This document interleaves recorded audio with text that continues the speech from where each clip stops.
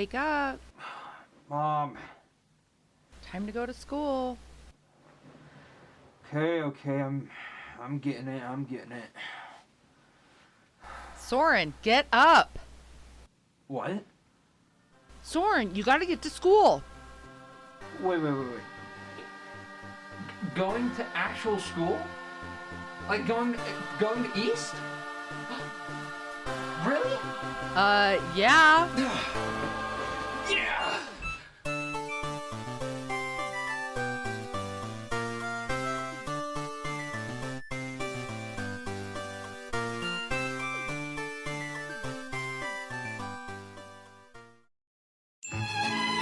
Vaccines. How do they do that? As 2021 continues, we'll see more and more vaccines being rolled out to the public, so I thought it'd be a good time to let y'all know how exactly they work. And if you're worried about whether or not I'll say anything incorrect, don't be. I'll be almost exclusively directly quoting the WHO, who eradicated smallpox off the face of the earth, so they're pretty reputable. 1.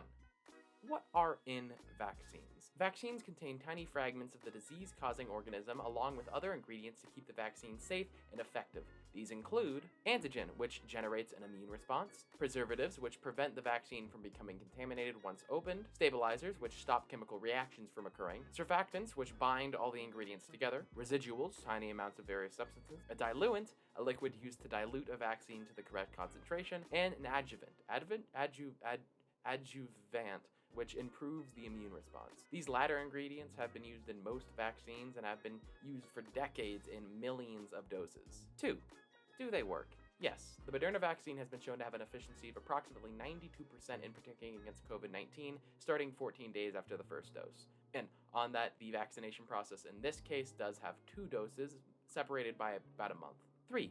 Are they safe? As far as we know, yes, there haven't been many tests on anyone under 18, so it's not cleared for us yet, and there are people who just should not take it, whether too old or too young or just allergic to vaccines, but so far they haven't directly harmed many people overall so far. COVID-19 is an instance in which the risk of not being vaccinated is far greater than the side effects posed by the vaccine itself. Of the tens of thousands of people who have already been vaccinated, some have reported short-term symptoms like fever or aches, and a few have reported allergic reactions. Compare that to the virus itself, which has infected more than 70 million people globally and killed approximately 1.6 million, including more than 300,000 in the United States. That wasn't the WHO, that was Wayne C. Koff and Michelle A. Williams, who are highly respected members of the Harvard Chan School of Public Health, so, they're still pretty reputable. 4. What do they even do? In simplest terms, vaccines work by training and preparing the body's natural defenses, the immune system, to recognize and fight off the viruses and bacteria they target. If the body is exposed to those disease-causing germs later, the body is immediately ready to destroy them, preventing illness. That actually was not the simplest way that I could put that, so how about this analogy? It's like if you heard a knock at your door, and right when you went to open it, your best friend in the whole world was like, "Hey, don't open that, there's a solicitor back there." And you're like, "What? No, it's the pizza guy." And your best friend's like, "No, it is not a pizza guy, it's a solicitor. He's gonna sell you stuff you don't want." And you're like, "What? No, I would never fall for that. It is the pizza guy." And your best friend's like, "Check Grubhub, pizza's 20 minutes away." And you check Grubhub and you're like, "Oh man, it is 20 minutes away."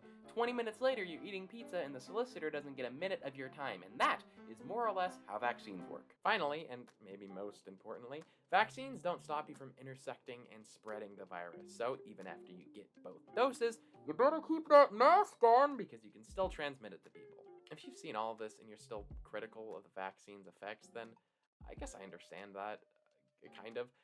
If you're wondering about the long-term effects and scared that it might affect your body later on, then I get that, but like I said before, the chances of that are pretty low considering how the virus will harm you more. It's especially bad because Utah currently has more vaccines than they need right now because a lot of the essential workers like teachers or firefighters or police officers are just saying no to it.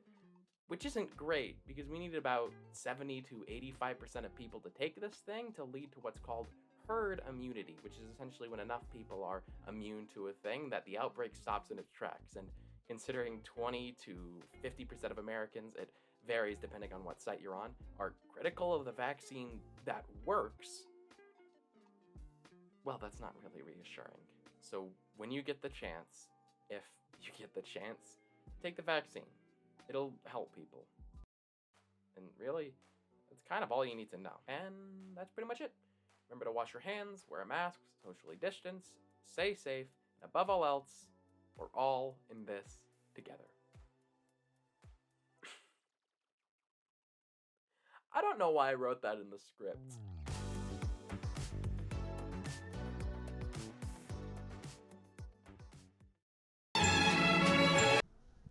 I'm Jackson Stevens, and I'm here with...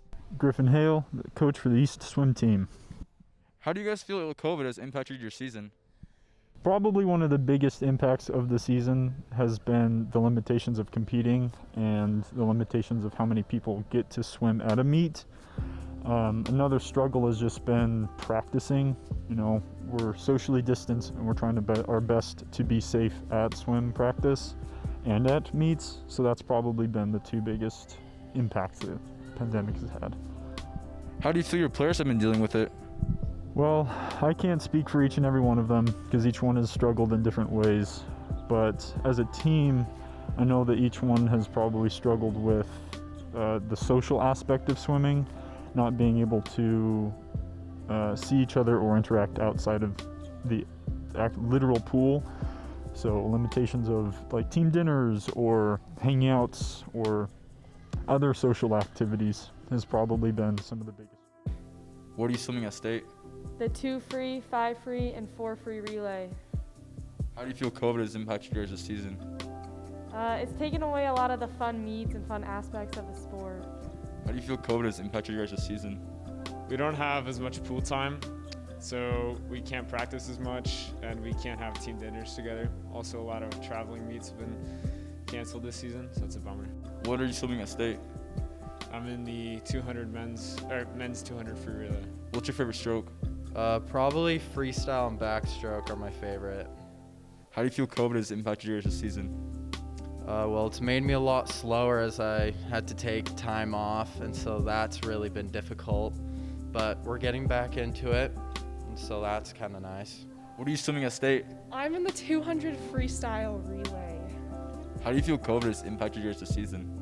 It's made it so we can't have a lot of team dinners, and also our pools got shut down for a while, so we've been like in and out of the water. It's been tricky. What's your favorite stroke? I really like freestyle and butterfly. If you weren't swimming, what sport would you be playing? So I actually don't like swimming a lot, so that's a great question. I would definitely be playing volleyball. I love volleyball, or I'd be like soccer or something, because I used to play soccer when I was younger, and then I quit. But volleyball is really my go-to sport now because it's really fun and it's exciting, so definitely that.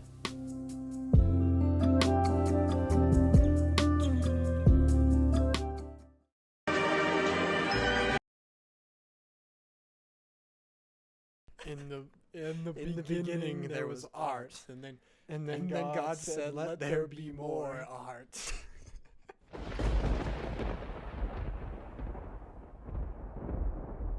Art. Art? I love art. So art. Art. He said art. Art. Art. No. Art. Artsy fartsy. Art.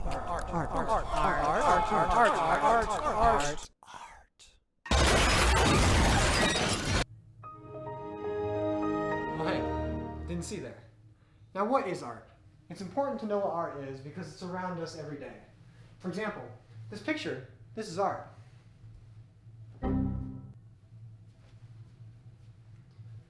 This is art. This is my art dungeon. This is where I keep most of my art. For example, this novel. One of my favorite novels. This right here is art. Yeah! I love art. I love art. I love art. Yeah! Today we are going to be speedrunning the Mona Lisa, the most famous painting in the world. And if I can speedrun this Mona Lisa, then I am technically a better painter than Da Vinci. Alright? Start my time in 3, 2, 1, go! Vámonos! There we go. She has a face like the heavens itself. A face like angels are staring. So what do you think?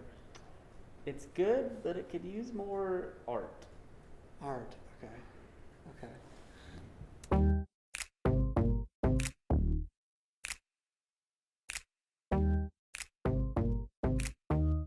Yeah. Yeah. Now this Yeah. way too easy for me. Yeah. All the boys in the Yeah. block like Sesame Street. Yeah.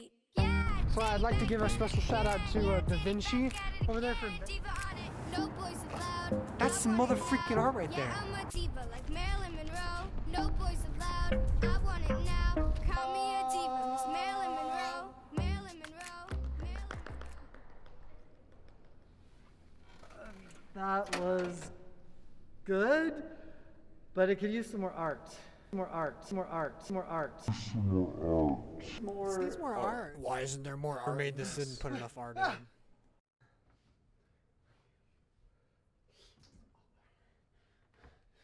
Get away from me! What, are you art too? Don't you see?